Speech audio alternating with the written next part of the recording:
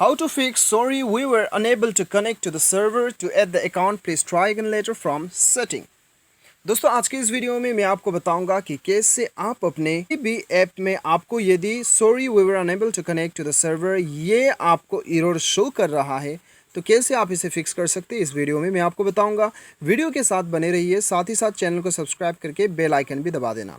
तो दोस्तों चलिए बिना देर के हुए शुरू करते हैं। सबसे पहले तो दोस्तों क्या करना है, इसे आप मिनिमाइज़ कर लीजिएगा। इसे आपको फिक्स करने के लिए दोस्तों सबसे पहले तो आप अपना डाटा कनेक्शन को चेक कर लीजिएगा।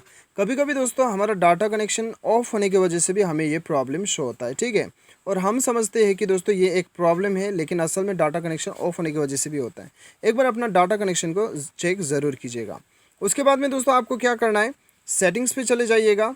सेटिंग्स पे जाने के बाद में दोस्तों आपको क्या करना है, यहाँ पे अपना मोबाइल को एक बार एयरप्लेन मोड पे ऑन कर दीजिए। उसके बाद में दोस्तों एक बार ऑफ़ करके आप चेक कर लीजिएगा। कभी कभी एयरप्लेन मोड ऑन ऑफ करने के बाद में भी काम कर जाता है। यदि नहीं होता है कोई दिक्कत नहीं है, आप अपने ऐप मैनेजमेंट में आ जाइए या फिर आपके मोबाइल में एप्लीकेशन या फिर एप्लीकेशन मैनेजर या फिर इंस्टॉल्ड ऐप्स के नाम से आपको शो करेगा, ठीक है। जो भी है बेसिकली आपको एप्लीकेशन पे आना होता है। उसके बाद में यहाँ पे आपको गूगल प्ले म्यूज़िक ढूंढना है, ठीक है। तो यहाँ पे गूगल प्ले म्यूज़िक आ चुका है इसके ऊपर, या फिर दोस्तों आपको जो ऐप में भी प्रॉब्लम आ रहा है वो ऐप आप सेलेक्ट कर लीजिएगा, ठीक है। और दोस्तों यहाँ पे दोस्तों आपको क्या करना है, सबसे पहले तो आपको इसे फोर्स स्टॉप कर देना है। इसे यहाँ पे फोर्स स्टॉप कर दीजिए।